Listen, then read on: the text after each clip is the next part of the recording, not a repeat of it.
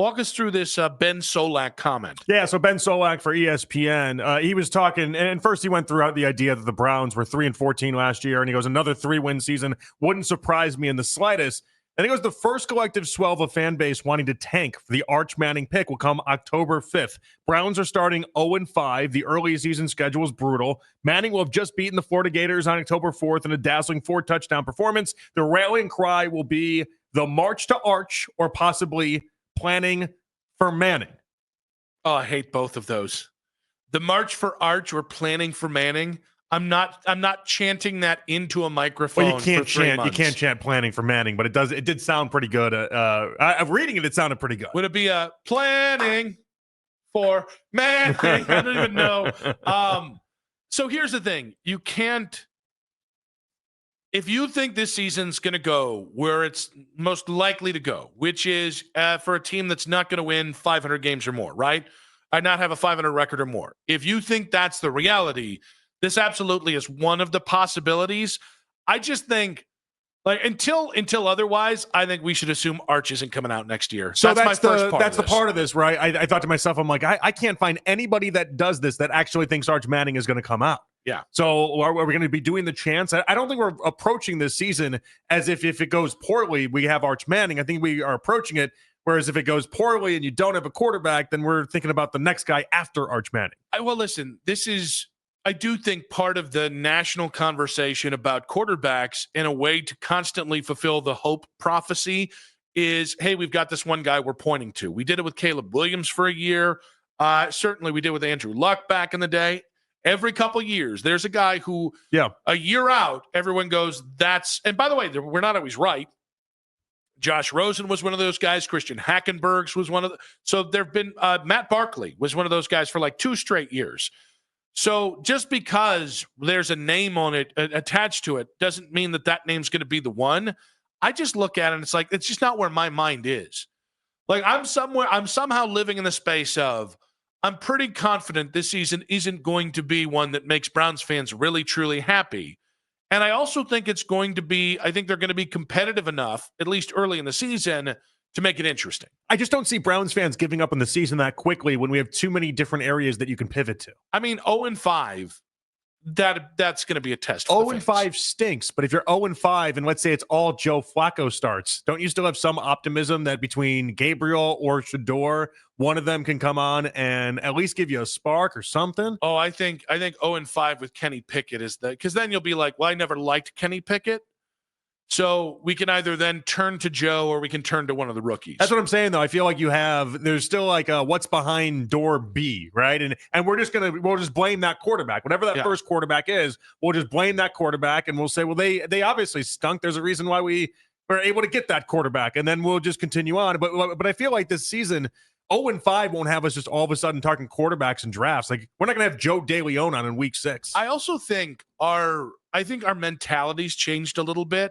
I think you saw this year, like, I think it was hard for us to go back to what it used to feel like with the draft, like in 2017, 2018. Oh, my gosh, we did. Well, we did. We talk about it in October in those years. Well, and not just October. It'd be September.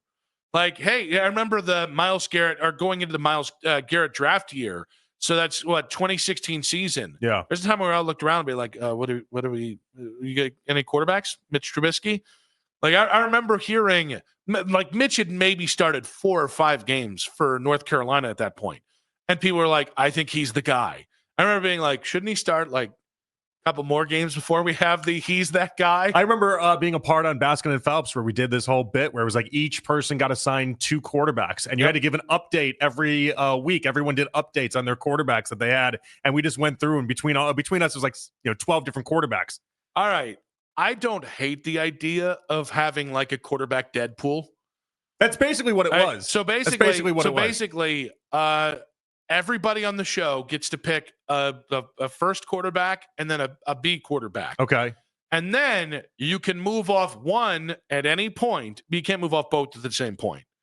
And just to see, you got to have the flexibility because I love love getting from like week 1 of the college football season until the draft season. Okay, I'm in for this because I love nothing more than just lining ourselves up for quarterbacks. Yeah.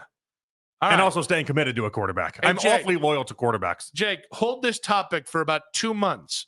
But when college football We started, do a draft style. I think we got to do draft style. Yeah. And we also got to maybe do we pick names out of a hat to see who goes first and all the way through, or what? Hey, can we just do like a randomizer? randomizer? We do a cameo where John Fanta then describes who gets the draft order. That should be okay.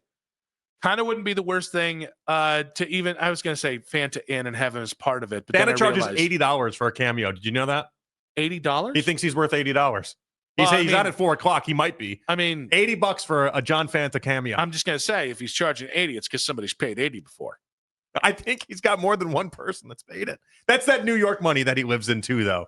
New Yorkers have an insane, it's like a different world, the amount of money that New York people have. All right. They're playing with Monopoly money. Everyone else just isn't. That is coming up in an hour's time. I think he plugged it the other day. I looked at it. I was like, $80 for a Fanta cameo. Wow. I actually think the beauty in this season is I think you should go in not expecting like a person to have it. Because I'll be honest with you, I think the catch-22 is, hey, Bryce Young's going to be the first-round pick next year, the number one pick, the first quarterback off the board. And then teams have to work off that, which in time we've seen them go Bryce Young over C.J. Stroud. We've seen them go Caleb Williams over Jaden Daniels. We've seen the Baker years were a little different, but I mean, I think I think once you've been anointed as the it quarterback, it becomes harder to make a full decision on it because the quarterback zeitgeist takes over, and it's just like it's an assumed fact that Andrew Luck should be the number one pick in the draft. Yeah, I don't think it exists right now outside of Arch Manning for a lot of people, and I think that's what makes this upcoming year so fun, right? Agreed, 100%. If it was just Arch, the March for Arch, I think it'd honestly be awful. Because if you do start talking about it on October 5th, and then you have to carry that all the way to April. Well, and then also if you're talking about it in October, you're also not guaranteed to have it either. Yeah. Well, honestly, it's the other big part of this is then it goes into the. But what if there's like a Joe Burrow type player that no one saw coming and then has one of the greatest seasons in college football history? There's like 3 of them. Drew Aller could be one of those guys. Kid Klubnik could be one of those guys. Oh, there's Lenore Sellers really could be, but I think he might stay for a third year. But all those guys were talked up in a different way than Burrow was entering his final year at LSU. Burrow was maybe a 4th or 5th round pick. Yeah, and then all of a sudden he threw 50 touchdown passes at LSU and was unreal. Sam Leavitt. Levitt. Yeah. It's a street I grew up on. It was Levitt, by the way. Yeah, Levitt. Yeah. Not Leavitt. Not Leavitt. No. Love it? We didn't love it. Like it? Yeah, we liked it. So they leave it. Sorry. Okay. I knew you had an end game there. I knew you did. We were going there. The point is that there's always going to be somebody that pops up out of nowhere, and who knows? Maybe Drew Aller, for instance, or Nussmeier, or one of these guys takes himself off of the big board. So to the original point by Ben Solak, October 5th is incredibly early. Well, and he also thinks that it comes after a 4-touchdown performance on October 4th. He thinks that's the game for Arch Manning, which is wild considering Arch Manning's thrown 95 career passes. All right, here's the other part. If this is about Arch Manning, it's going to happen Labor Day weekend if Texas puts boots to asses to Ohio State. So that's a great point. And that's one that I think is going to be if he absolutely destroys Ohio State's defense and lights everyone up and lights them up, then our phone lines are going to be lit up. It's going to go insane. But so from the Arch side, that's one. But just from the Browns side of things, I don't think Browns fans are going into this expecting them to stink. And I think when you expect your team to stink is when on October 5th or week 6, whatever it is, you turn and go, so what about this draft? Yeah, I just think we have way too many interesting things and too many interesting quarterbacks to talk about and to be like, well, all right, it's like opening up a new present every few weeks. We'll be like, all right, so what does this quarterback now have to offer? And it's going to be fun. It's a mystery. So it's like when you're like a little kid and they give you a lot of really small, cheap presents instead of one big present, and then you rifle through like 10 presents that together were like $20. I mean, you stop even understanding what it is when you open up. You're just like, yeah, all right, now on to the next one. But sometimes you learn that just opening the present was the joy in and of itself. Look at that. That's getting yourself a new quarterback. Sometimes is just the joy in and of itself. So just putting Dylan Gabriel on the field. People are going to get gassed up. They're going to get gassed up for Dylan Gabriel's debut. Too. Now, they are. Now the funny thing is when it's 4 weeks I can't imagine later, what's going to happen with Shador's debut. Well, that's what I was going to say. If this thing goes in order of Pickett to Flacco to Dylan to Shador, you're going to be like 1-12, and you're going to have to choose between Shador winning you games in December or the planning for Manning or whatever the hell we're going to call it. That's going to be a legitimate argument that we have on the station if it goes that direction with the quarterback battle.